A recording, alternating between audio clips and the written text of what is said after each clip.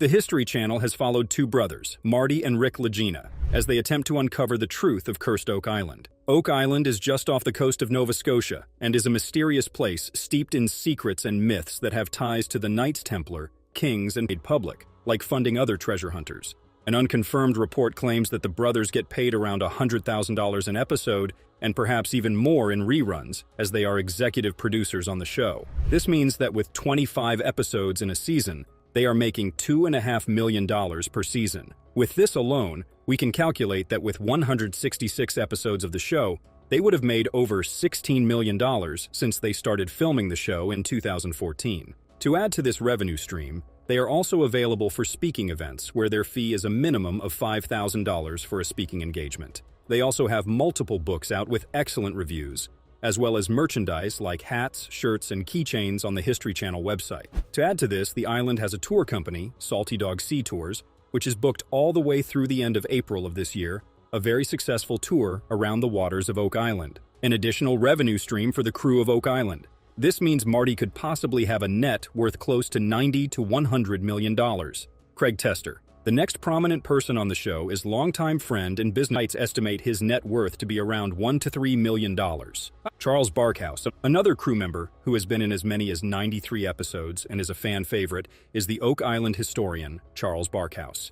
He has lived and investigated the island for over 50 years, and he gives guided tours around the island as well as the Oak Island Museum. According to Alex Lagena, he knows a lot about Oak Island and is one of the foremost historians of its legacy. Charles first started working as an advisor to the Lagena brothers and is a production assistant for the show. A production manager can make anywhere between $66,000 and $115,000 a year, according to salary.com. To add to his revenue, he is a published author. Aside from being known as a historian, the most interesting fact about him is that he is a Freemason and actually a Knight Templar himself.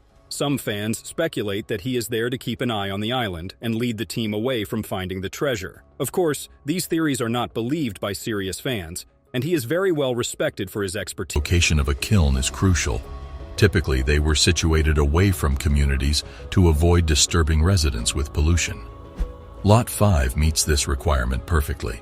It is also essential to be close to water and fuel sources. Fortunately, Oak Island provides both abundant wood for fuel and simple access to water for dilution of clay.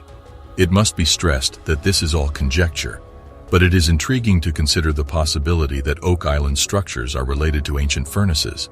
In the slideshow, you can view a variety of kiln structures, including European and Roman-era examples. Are you not in agreement that the similarities are quite striking? Next, we will consider the shape. The notion that it might be a kiln was predominantly prompted by its appearance. Note the manner in which it expands. This may imply that there is more to learn than we are currently aware of. The debris-covered ring is clearly visible in a photograph. Consider the possibility that Oak Island structures are related to ancient furnaces. In the slideshow, you can view a variety of kiln structures, including European and Roman-era examples. Are you not in agreement that the similarities are quite striking? Next, we will consider the shape. The notion that it might be a kiln was predominantly prompted by its appearance. Note the manner in which it expands. This may imply that there is more to learn than we are currently aware of.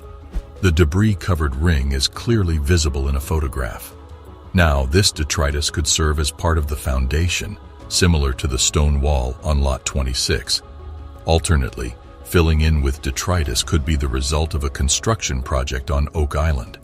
If they had been digging tunnels, they would have needed to dispose of a great quantity of waste, and this area would have been ideal. When examining another image of a Roman kiln, be mindful of how far back it extends.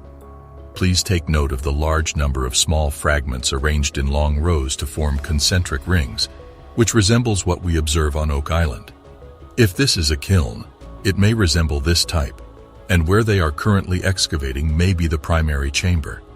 Remember how, in one of the most recent episodes of Curse of Oak Island, they made a hollow sound by striking a boulder at the bottom of the hole. They may still be required to reach the firebox area. Those fragments with the hollow sound could be protecting the fireplace after all, Currently, we are still determining how the temporary superstructure was constructed. It could have been built with rocks or something entirely distinct. However, this is not the only event that occurred at Oak Island. Astonished that the entire world. There is still more. Both the stone wall on Lot 26 and the pine tar furnace on Lot 15 contained fragments of charcoal.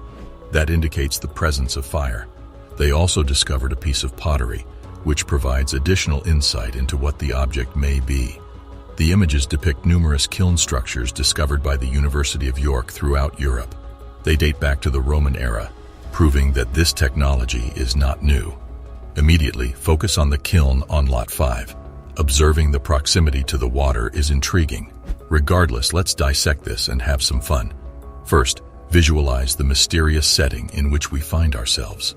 This location may be optimal for a covert operation. What if we told you a kiln could be hidden there? A kiln indeed. Consider alternative applications for this kiln before imagining a group of potters creating exquisite pottery. Our minds are racing and we are thinking about pipelines.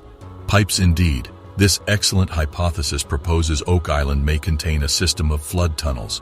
What is this then? This is supported by evidence such as the valve and the cavity beneath the trapdoor. In this case, things are becoming increasingly intriguing.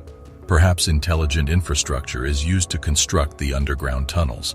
They may be developing a hydraulic system to control the flow of water. However implausible it may seem, let's experiment with it anyway. It is prudent to use pipelines instead of open tunnels.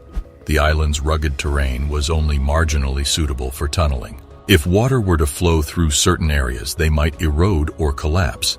Why then not utilize pipes to maintain a constant flow without endangering a collapse? At this point, things become even more pleasurable. Let's investigate the origins of pottery, my companion. We are discussing a technique that has existed since Roman times: clay pipes. Before, these pipelines were formed around a wooden structure, but it was difficult to connect them seamlessly. They ingeniously employed the potter's wheel, which originated in ancient Samaria around 3500 BCE. Incredible, right? Nevertheless, there's more. We should talk about glazing. You know, the protective layer that prevents water from permeating clay and causing damage to ceramics. Roman glazing techniques were extraordinarily inventive. They utilized salt, lead, and tin, invented later, to create an impregnable, complex covering. At this point, things begin to become somewhat chaotic. A pottery instructor asserts that adding saline or ocean water to clay causes its surface to bloom. The kiln firing process produces a beautiful salt patina. The Oak Island team steps back so that the Dumas Contracting Company team can start drilling in this episode. The business is ready to start the job and has everything it needs. Is it possible that new things will be found? How did the team get past problems to reach their goal? The most important question is, where is the wealth that was buried? Stay tuned as we keep looking for the treasure that has been hidden for a long time. Early in the morning, the drilling company starts by planning how to dig the yard shaft all the way down. For about 6 hours, the flooded water has to be drained out of the garden shaft. Then,